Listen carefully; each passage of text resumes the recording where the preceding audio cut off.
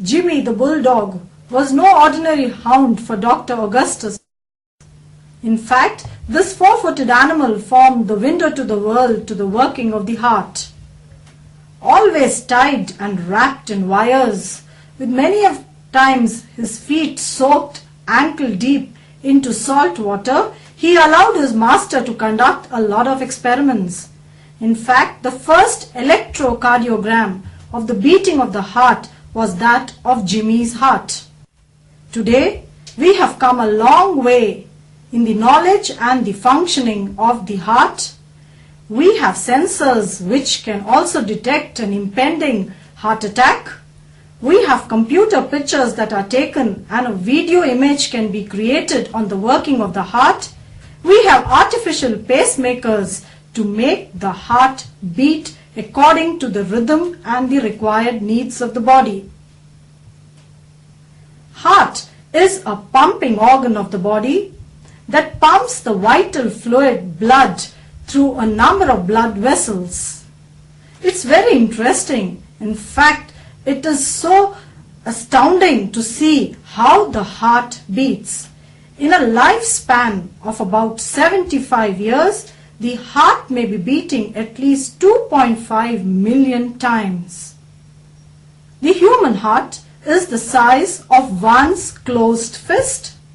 In length, it may measure up to 12 centimeters and in width about 9 centimeters and in weight 250 to 300 grams. The heart is enclosed in a double-layered membrane, the pericardium membrane. The pericardium secretes the pericardial fluid which lubricates the surface of the heart. Let's have a look at the internal structure of the heart.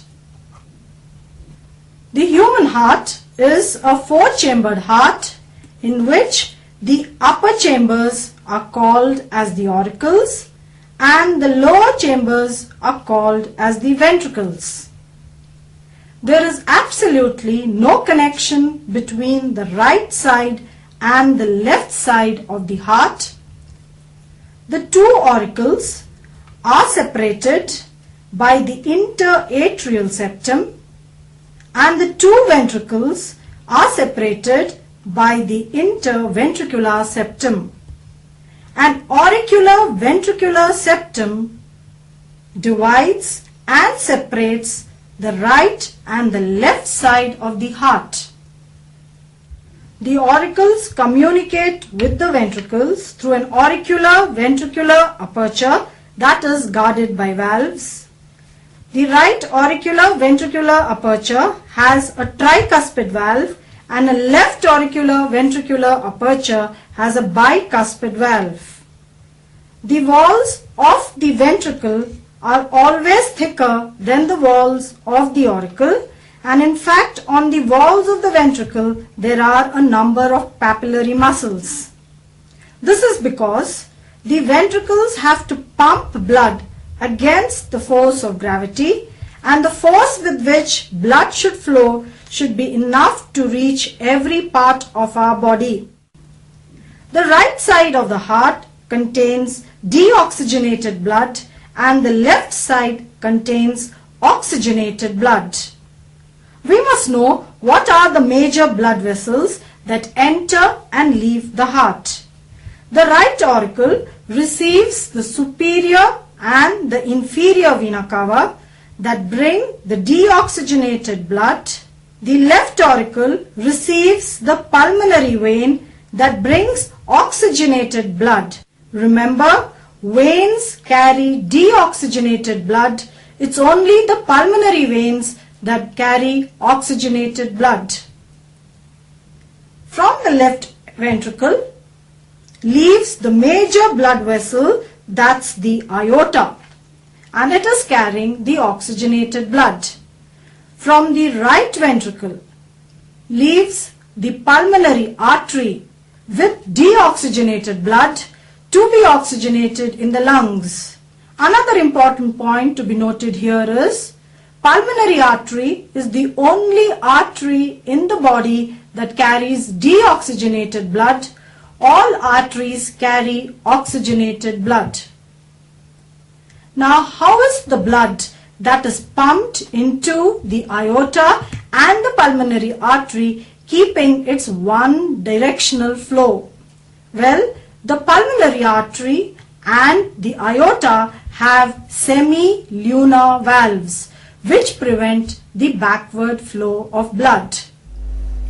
Here's a beautiful illustration of the heart, and before we get to the functioning of the heart, let's quickly run through what we had already discussed. Two major blood vessels, we said, pour the deoxygenated blood into the right auricle, and that is the superior vena cava and the inferior vena cava. Simultaneously, in the left auricle, oxygenated blood is being received by the pulmonary veins. Two of them are shown here. Ventricles, the lower chambers, are the distributing chambers. They pump the blood. Well, the blood vessel that leaves the right ventricle is the pulmonary artery. You can see the pulmonary artery dividing into two branches, and very clear are the semi-lunar valves which prevent the backward flow of blood. Leaving the left ventricle is the major blood vessel of the body, that is the aorta. The aorta is to supply the oxygenated blood to every cell of our body.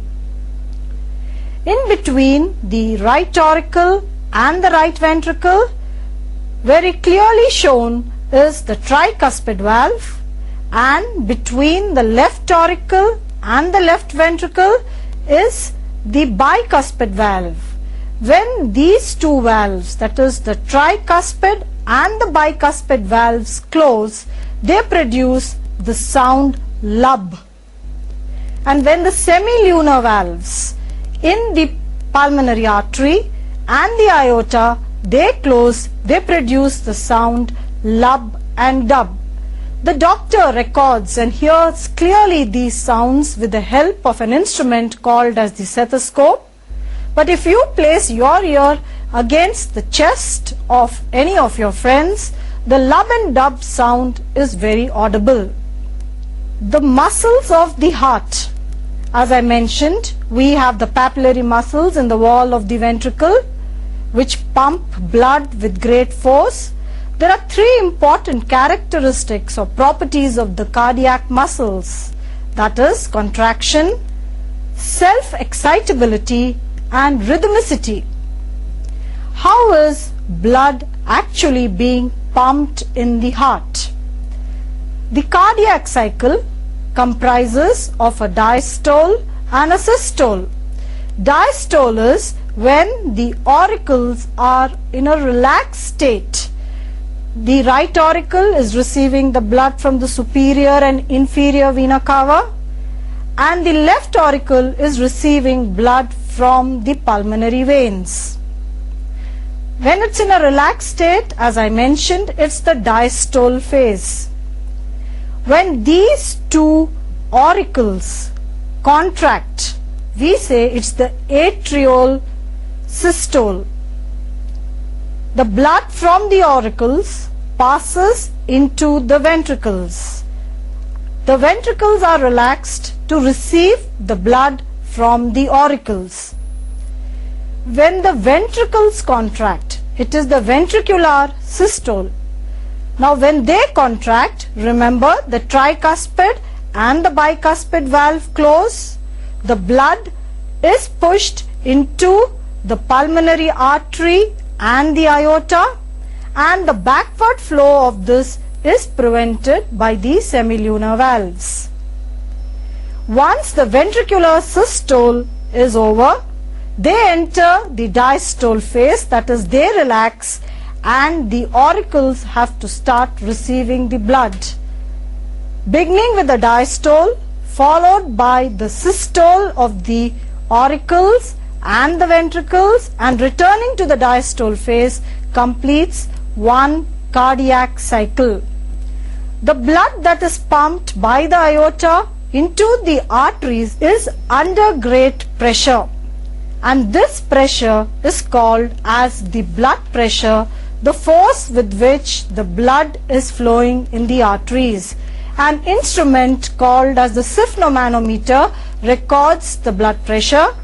The values of normal blood pressure are 120 by 80 mm of mercury, that is the height of mercury column supported by the pressure of blood in the systole phase would be 120 and in the diastole phase would be 80. A person who records higher values, especially beyond 150 and 90, is suffering from hypertension, and a person whose values are below 120 and 80 is suffering from hypotension, that is low blood pressure. You must also know the role of the sino-auricular node, which we call as the pacemaker. It lies below the superior vena cava, the opening of the superior vena cava. In fact, it sets the pace, it establishes the heartbeat, and in the interatrial wall of the right auricle there is the auricular ventricular node, which facilitates the contraction of the walls of the ventricle. Wasn't it wonderful exploring the human heart and to see how it works and functions? There is some interesting information to be shared with you. Do you know when the first heart transplant took place and where? The first heart transplant was carried out on 3rd of December in 1967 in Cape Town, South Africa by a leading surgeon, Dr. Christian Bernard, with his team of 30 doctors. And the patient was Louis Washankashi. But unfortunately, in spite a leading surgeon conducting the operation, on 21st of December, Louis passed away. The first human transplant in India was done at the All India Institute of Medical Sciences on 3rd of August in the year 1994 by Dr. Venugopal. It was conducted on Devi Ram, who was aged 42.